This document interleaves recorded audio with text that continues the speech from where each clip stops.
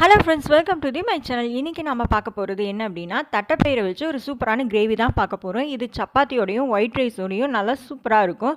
அது பார்க்குறதுக்கு முன்னாடி நீங்கள் என்னோடய சேனலை சப்ஸ்கிரைப் பண்ணாமல் இருந்தீங்கன்னா மறக்காமல் சப்ஸ்கிரைப் பண்ணிக்கோங்க. பக்கத்தில் இருக்க பெல் சிம்பலையும் கிளிக் பண்ணிக்கோங்க. இது செய்கிறதுக்கு தேவையான பொருட்கள் என்னென்னு பார்த்துடலாம். ஒரு பெரிய வெங்காயம், 2 பச்சை மிளகா, ஒரு கனிஞ்சதாக ஒரு தக்காளி, கொஞ்சமாக கருவேப்பிலை எடுத்திருக்கேன். கடைசியாக சேர்க்கறதுக்காக கொத்தமல்லி தழை, 1 இன்ச் அளவுக்கு இஞ்சி, ஒரு 7-8 பல் பூண்டு, ஒரு பிரியாணி இலை, கொஞ்சம் பட்டை, 2 கிராம்பு, அரை ஸ்பூன் அளவுக்கு சீரகம். அடுத்ததாக தட்டைப்பயிரை நல்லா வேக வச்சுட்டு எடுத்துட்டேன். அது வடித்து தண்ணியுமே தனியாக எடுத்து வச்சுருக்கேன். இதுவுமே நம்ம அதில் சேர்க்க போகிறோம். அடுத்ததாக கொத்தமல்லி தூள், மஞ்சத்தூள், மிளகாத்தூள், அவ்வளவுதான் இது செய்கிறதுக்கு. இதை எப்படி செய்யலான்னு பார்க்கலாம். ஃபஸ்ட்டு நான் கொஞ்சமாக எண்ணெய் சேர்த்துட்டு இந்த வெங்காயமும் 2 பச்சை மிளகாயும் நல்லா எண்ணெயில் வணக்கி விடுறேன்.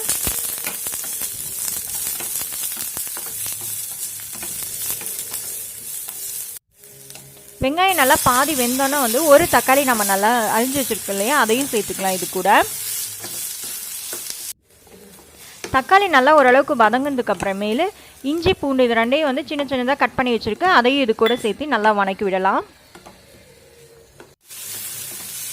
இது எல்லாமே நல்லா வணங்கிருச்சு.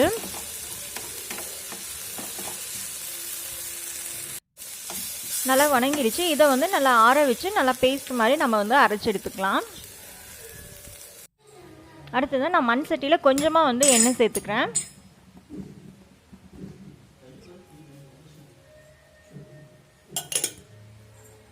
அடுத்தது எண்ணெய் காஞ்சோன்னா நம்ம எடுத்து வச்சுருக்க சீரகம், பட்டை, கிராம்பு, ஒரு பிரியாணி இலை, அதையும் இதோடு சேர்த்து நல்லா பொரிய விடலாம்.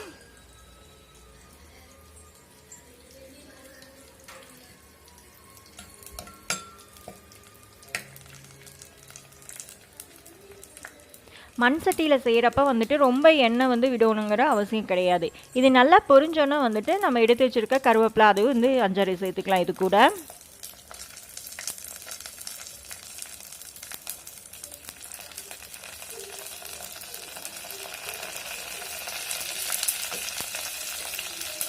நல்லா கருவேப்பிலை பொரிஞ்சோன்னா நம்ம அரைச்சி வச்சுருக்க மசாலா அதையும் சேர்த்திக்கலாம். நல்லா இது பச்சை வாசனை போகிற அளவுக்கு நல்லா எண்ணெயில் இது நல்லா வதக்கி விடலாம். நல்லா சிம்லேயே வச்சு நம்ம இதை வதக்கி விடலாம்.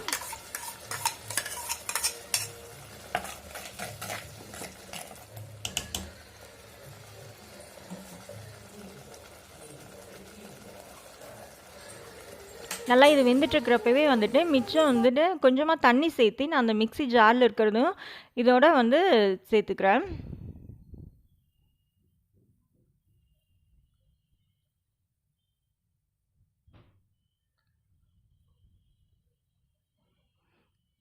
நல்லா பார்த்தீங்கன்னா இது நல்லா வெந்து நல்லா கொதிக்க ஆரம்பிச்சிருச்சு. இப்போ இதில் ஒரு அரை ஸ்பூன் அளவுக்கு மஞ்சத்தூள் சேர்த்துக்கலாம்.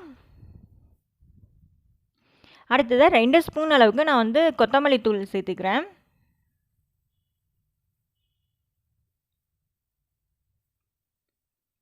உங்களுக்கு காரத்துக்கு தகுந்த அளவுக்கு வரமிளகாய் தூள் சேர்த்துக்கோங்க. நான் ஆல்ரெடியே 2 பச்சை மிளகா சேர்த்துருக்கேன். அதனால் ஒரு அரை ஸ்பூன் மட்டும் நான் இதில் சேர்த்துக்கிறேன்.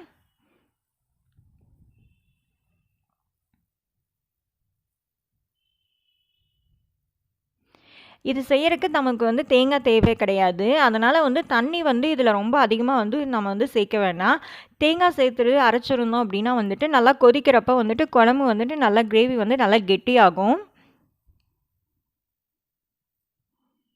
நான் தட்டைப்பயிறு வேக வச்சு வடித்து வச்சு அந்த தண்ணியை இது கூட சேர்த்துக்கிறேன். நீங்கள் தட்டைப்பயிறு வேக வைக்கிறப்பவே அளவான தண்ணி ஊற்றி வேக வச்சோம் அப்படின்னா குழம்பு நல்லா தண்ணி மாதிரி இருக்காது. இது நல்லா கொதிக்கட்டும். இதுக்கு தேவையான அளவுக்கு உப்பு நம்ம சேர்த்துக்கலாம்.